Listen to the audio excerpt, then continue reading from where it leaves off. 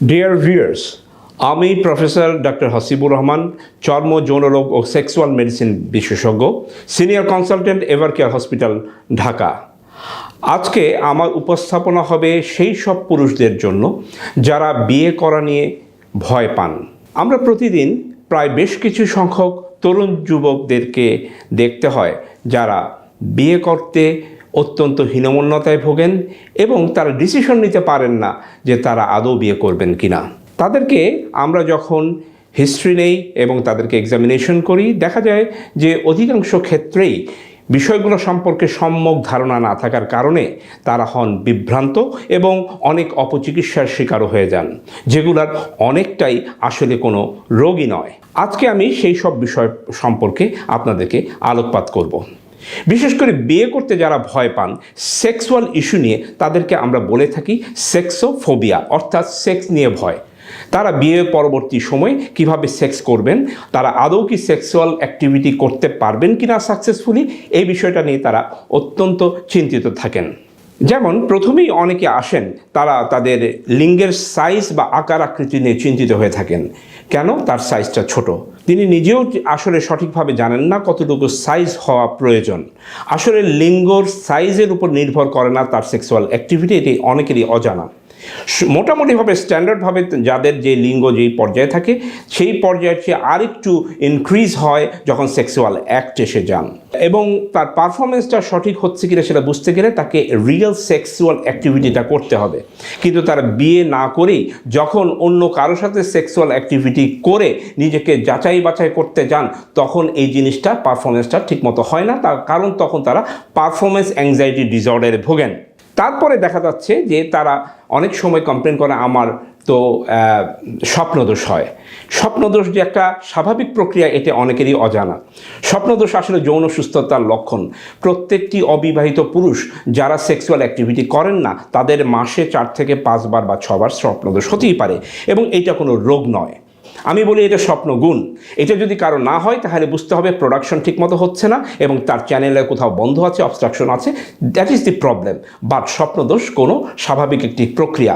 তবে স্বপ্নদোষ হবে না তাদের যারা মাস্টারবেশন করবেন, যারা সেক্সুয়াল অ্যাক্ট করবেন, বিশেষ করে আফটার ম্যারেজ, তখন এই স্বপ্নদোষের সমস্যাটা থাকবে না। সুতরাং এটাকে আসলে স্বপ্নদোষ বলা উচিত নয়। অনেকে লিঙ্গের আগামোটা গোড়া চিকন এই সমস্যা নিয়ে বলেন। আসলে লিঙ্গের সাইজটা আগা মোটাই থাকে, গোড়া চিকনই থাকে। লিঙ্গের আগা যদি চিকন হয়, গোড়া মোটা হয়, তাহলে তো এটা কাজ করবে না। কাজে এটা অনেকে ভ্রান্ত একটা ধারণা দিয়ে দেন, তোমার লিঙ্গ বোধহয় মাস্টারবেশন করতে গিয়ে এরকম হয়ে গেছে, সুতরাং এটা তুমি হয়তো সেক্সুয়াল পারফরমেন্স করতে পারবে না। এটা সম্পূর্ণ ভ্রান্ত ধারণা। তারপরে অনেকে মনে করে যে আমার তো লিঙ্গ সবসময় শক্ত হয় না। এই বিষয়টাকে আসলে খুব ক্লিয়ারলি জানতে হবে। আমি যদি বিয়ে না করি, রেগুলার সেক্স না করি, তাহলে আমার লিঙ্গ কিভাবে শক্ত হবে? আমি বোঝার জন্য বলে দিই, বউ হচ্ছে ধরে নেন আপনার একটা বাড়ির মেন সুইচ। আপনার মেন সুইচ যদি অফ থাকে, অর্থাৎ বউ যদি না থাকে, আমার আজকের এই লাইট যদি থাকেও, তাহলে এই লাইটের সুইচ অন করলে কিন্তু এই লাইটটা জ্বলবে না। সুতরাং আগে বিয়ে করতে হবে এবং নর্মাল স্বাভাবিক এনভায়রনমেন্ট আমার থাকতে হবে, যার ফলবর্তীতে আমি রেগুলার সেক্সুয়াল অ্যাক্ট করতে পারি। সেরকম একটা পরিবেশ পরিস্থিতি থাকলে, তারপরেও যদি তার ইরেকশনের প্রবলেম হয়, লিঙ্গ উত্থানজনিত সমস্যা হয়, তখন সেই ক্ষেত্রে আমরা এটাকে সমস্যা বলে ধরে নিব। কিন্তু আমি বিয়ের আগেই একজনের সাথে সেক্স করতে গেলাম, টেনশন নিয়ে গেলাম, করে তারপরে জিনিসটা পারফর্ম ঠিক মতো করে করতে পারলাম না, তখন আমি মনে করে নিলাম আমি বোধহয় সমস্যায় আছি। জিনিসটা ঠিক না। যদিও সেরকম একটা অবস্থা যদি হয়, তাহলে একজন সেক্সুয়াল মেডিসিন বিশেষজ্ঞ বা যৌন রোগ বিশেষজ্ঞের আমরা পরামর্শ নিতে পারি যে আসলেও বিয়ের আগে যদি কোনো লিঙ্গ উত্থানজনিত সমস্যা থাকে বা তার আদৌ আছে কিনা। যেমন একটা বুঝতে পারেন আপনারা এইভাবে, যে শেষ রাতে যদি কারো লিঙ্গ উত্থান ঠিক মতো করে হয়, তাহলে বুঝতে হবে যে আপনার আসলে কোনো সমস্যা নেই। যে সমস্যাটা হচ্ছে, তাহলে এটা মানসিক সমস্যা। সেই সমস্যাটাকে আপনি নিজেই সমাধান করে ফেলতে পারেন। তারপরে আরেকটি সমস্যা হচ্ছে দ্রুত বীর্যপাত, যেটাকে আমরা মেডিকেল টার্মে বলে থাকি প্রিম্যাচুর ইজাকুলেশন।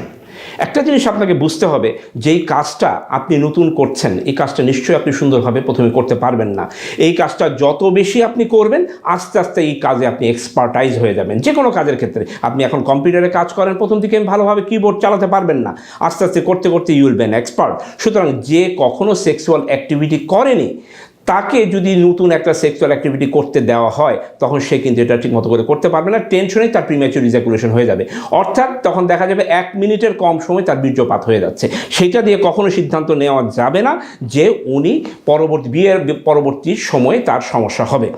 বিয়ের পরবর্তীতে সমস্যা হবে কিনা প্রথম দিকে একটু হতেই পারে, যেহেতু এই কাজটা সে করেনি, কিন্তু কয়েকদিন ধরে রেগুলার সেক্সুয়াল অ্যাক্ট করতে করতে এই জিনিসটা অ্যাডজাস্ট হয়ে যাবে। সেই ক্ষেত্রে অধিকাংশ ক্ষেত্রে কোনো সমস্যা আসলে হয় না, কিন্তু এটা নিয়ে অনেকেই অত্যন্ত দুশ্চিন্তায় থাকেন। দুশ্চিন্তার জন্য তারা ঠিকমতো করে বিয়ের সিদ্ধান্তই নিতে পারেন না। কেন? হয়তো ফোনে কথা বললে তার বীর্যপাত হয়ে যায়, অথবা দেখা যাচ্ছে কারোর সাথে মেলামেশা করলে তার একটু ধাতু ক্ষয় হয়ে যাচ্ছে, পেশাবের আগে যে কিছু ধাতু যাচ্ছে, পেশাবের পরে যে ধাতু যাচ্ছে, এগুলো কিন্তু সবগুলো স্বাভাবিক ব্যাপার। এটাকে আমরা মেডিকেল টার্মে বলে থাকি স্পার্মোটোরিয়া। সুতরাং আমরা এই ধরনের সমস্যা হলে আমরা অবশ্যই প্রথম আমার সাজেশন হচ্ছে আপনাকে বিয়ে করতে হবে। বিয়ে করে তারপরে আপনাকে পারফর্ম করতে হবে। হ্যাঁ, আমি বলি যে খেলা মাঠে না নামলে কি গোল দেওয়া যাবে? রাস্তা না থাকলে কি গাড়ি চলবে? সুতরাং আপনাকে আগে কিন্তু রিয়েল বিয়েটা করে নিতে হবে, যার সাথে আপনি রেগুলার সেক্সুয়াল অ্যাক্ট করার একটা সুযোগ পান, এবং সেই রেগুলার সেক্সুয়াল অ্যাক্ট করতে করতে আপনি আস্তে আস্তে এই ব্যাপারে সেক্সুয়াল অ্যাক্টে আপনি নিজেই এক্সপার্টাইজ হয়ে যাবেন। অধিকাংশই কিন্তু এই সমস্যা থেকে সমাধান উইদিন এ মান্থ হয়ে যান। সুতরাং এগুলো নিয়ে বিভ্রান্ত হওয়া উচিত নয়, এ নিয়ে ভয় পাওয়া উচিত নয়। তারপর অনেকের চিন্তা করেন, আমি অনেক মাস্টারবেশন জীবনে করেছি, জীবনে অনেক ক্ষতি করেছি, তাহলে কি আমি বিয়ে করতে পারবো? মাস্টারবেশন, হ্যাঁ, মাস্টারবেশন বেশি করলে তার প্রিম্যাচুর ইজাকুলেশন বা দ্রুত বীর্যপাত হওয়ার একটা সম্ভাবনা থেকে যায়। কিন্তু আস্তে আস্তে আপনাকে মনে রাখতে হবে মাস্টারবেশন জিনিসটা অবশ্যই ভালো না, কিন্তু কেউ যদি এইটার প্রতি আসক্ত হয়ে যায় তাহলে একজন বিশেষজ্ঞ ডাক্তারের সাথে পরামর্শ করে এখান থেকে আপনি বের হয়ে আসবেন, এবং পরবর্তীতে আপনি মাস্টারবেশন করবেন না, এবং যত দ্রুত সম্ভব বিয়ের সিদ্ধান্ত নিয়ে ফেলবেন। এবং বিয়ের সিদ্ধান্ত নিয়ে ফেলার পরে আপনি যখন রিয়েল সেক্স করবেন তখন এই প্রবলেমটা আপনার সলভ হয়ে যাবে। তারপর মনে করেন যে অনেকে দেখা যাচ্ছে যে কারোর সাথে সেক্সুয়াল অ্যাক্ট করেছে, করার পরে সে ভাবলো যে আমার কোনো যৌন রোগ হয়ে গেছে কিনা, এবং সেই জন্য তিনি অ্যাংজাইটিতে ভোগেন এবং সে পরবর্তীতে বিয়েও করতে চান না। সেরকম যদি আপনার মনে হয় তাহলে একজন যৌন রোগ বিশেষজ্ঞের সাথে পরামর্শ করে নেবেন যে আপনার কোনো যৌন রোগ হয়েছে কিনা।